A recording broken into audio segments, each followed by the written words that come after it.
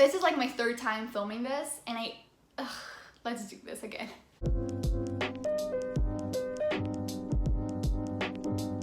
Hey guys, so it's me, Carol. Welcome back to my YouTube channel, or welcome if you're new here. Today I'm doing my October wrap-up, so basically I'll be talking about all of the books that I read this month. Can you guys believe it's November already? Like, it's almost Christmas. Wow, that actually scares me. This year went by so quickly. But enough rambling, let's talk about the books that I read this month. I don't know if you guys keep up with my other wrap-ups, but in my last one, I talked about how I read 1922 by Stephen King, and I really wanted to read more of his works, and I kind of set a goal for myself, and I was able to accomplish it, which makes me so happy and super proud, because the first book that I read this month was Mr. Mercedes by Stephen King. So I was really happy because I wanted to read more of his works, as I've been loving Stephen King this year. But this book has also been on my shelves for 3 years and no one has read it. So I'm glad that I finally got around to it. This is a very hard story to describe, but try to follow me. I'm gonna try to explain. So this book focuses on Bill Hodges, who is a retired police officer. Back when he was working on the field, he was one of the detectives of the Mr. Mercedes killer. And Mr. Mercedes was a killer who ran over a group of people while he was driving a Mercedes. And back then there was no DNA evidence.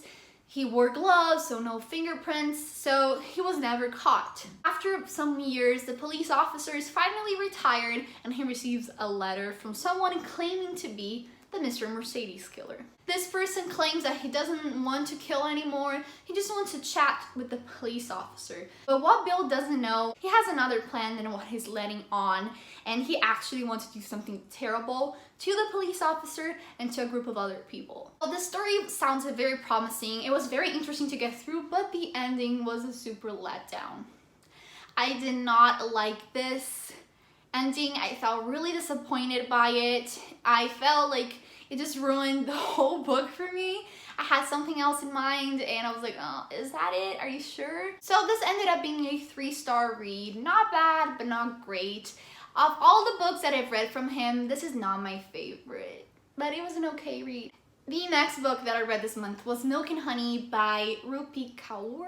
Sorry if I said that wrong. I'm a big poetry fan, and I saw that this book was really raved here on BookTube and on Bookstagram, and that really drew me to it.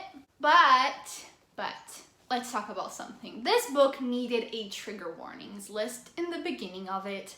It's not very difficult to do that, and it's not uncommon for poetry authors to put a trigger warning on their books. For example, Amanda Lovelace, she has a trigger warning list right at the beginning of her book so that no one will be triggered and that everyone will know what they're getting themselves into. This super needed a trigger warnings. I don't know where it was. I was really disappointed by that because I was reading it and it was an okay book, not my favorite, but then there was a drawing of something really triggering, really sensitive, and it caught me off guard, and it actually ruined my whole reading experience because of that. If there were a trigger warning list on this book, I wouldn't have picked it up knowing that was included in here. So as there was none, I was really disappointed, and it ended up making me feel really bad. So I wouldn't recommend you reading this without doing your research and looking at other people's trigger warnings lists for this book. And this book focuses a lot on sex. I'm only 17, so that isn't really a reality for me.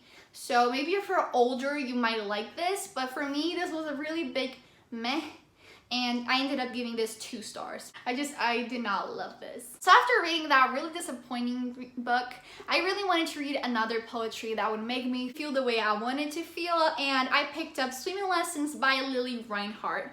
Mainly because Lily Reinhart is one of my all-time favorite actresses. She plays Betty on Riverdale, and she's just so cute. She's all about body positivity and strength, and I was really excited to read this book, which seems to be very personal to her. So overall, this book focuses a lot on relationships and your feelings, anxiety, depression. I really liked it. The only thing that was kind of a little bit meh for me was that it didn't feel like a poetry book.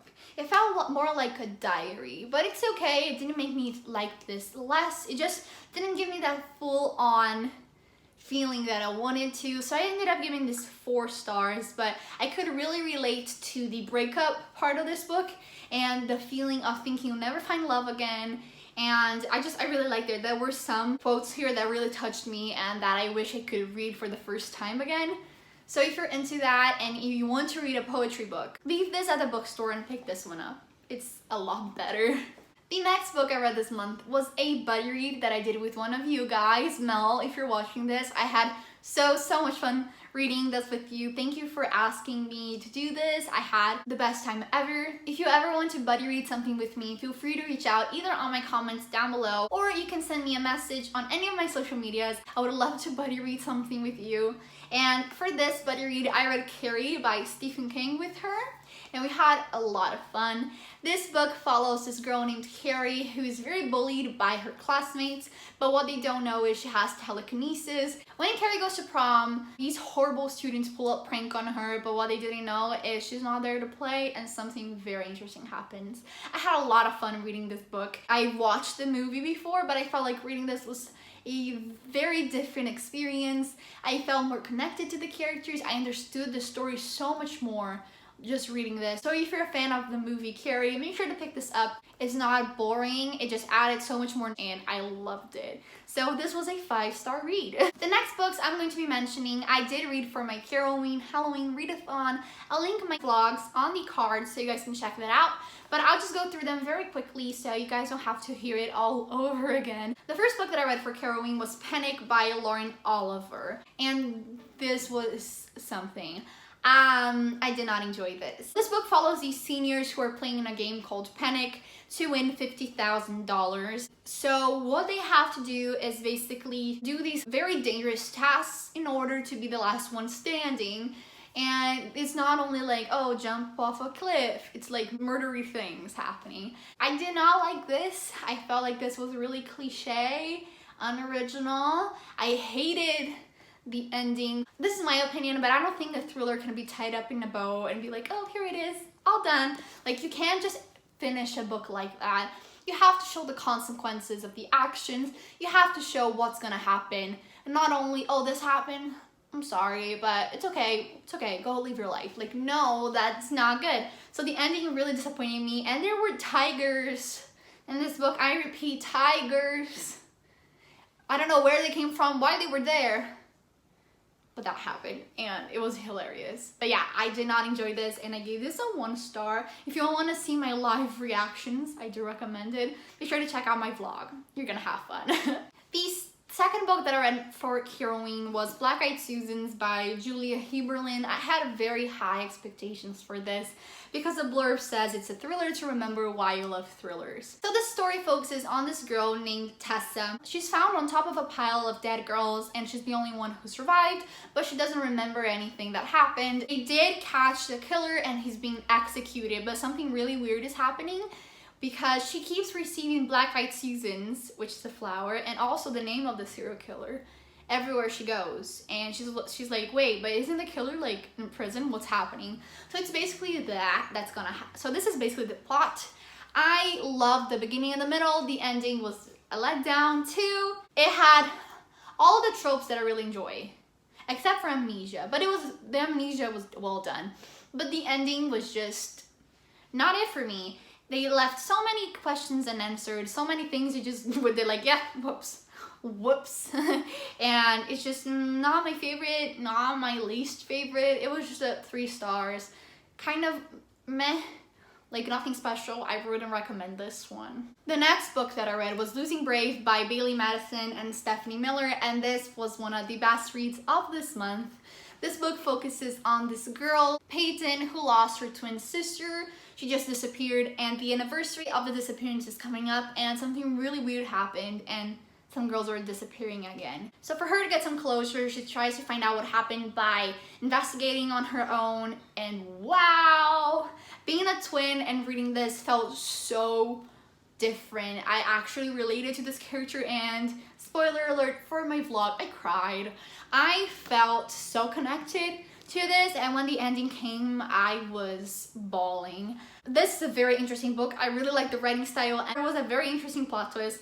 So in the end, I really enjoyed this. I was surprised at how much I enjoyed it. And I had a lot of fun with this one. And I ended up giving this 4 stars. And the last book that I read in the month of October was very surprisingly good. And that was The Maze Runner by James Dashner. I read this and I loved every second of it. You can tell by my reaction if you watched my vlog. I had so much fun reading this. I was surprised, I was engaged, I had goosebumps all over, and the ending shocked me, and I really want to get to the second one. I loved it. So this story focuses on these boys who are stuck on this maze, and they're trying to find a way out, and they don't know why they're there, they don't remember anything, and they're running away from these monsters that are on this maze. And it's just very interesting. I got spooked, I was scared for them, and I was so thankful to be in my house, in my comfy bed reading this, not on the maze. I just had a lot of fun with this one. I definitely recommend it. It was one of the best dystopians I've ever read, and I really want to continue on with the series. And there's a plus if you want to watch the movie, Dylan O'Brien. Yeah. So yeah, you guys, that was the end of this video. I hope you enjoyed. Let me know down below what books you read this month. Did you have a great reading month? Let me know down below. Thank you so much for watching this video. I hope you enjoyed. If yes, give this video a big thumbs up and subscribe down below to be part of this wonderful family. I would love to have you here. Thank you so much for watching, and I'll see you guys in my next video. Bye!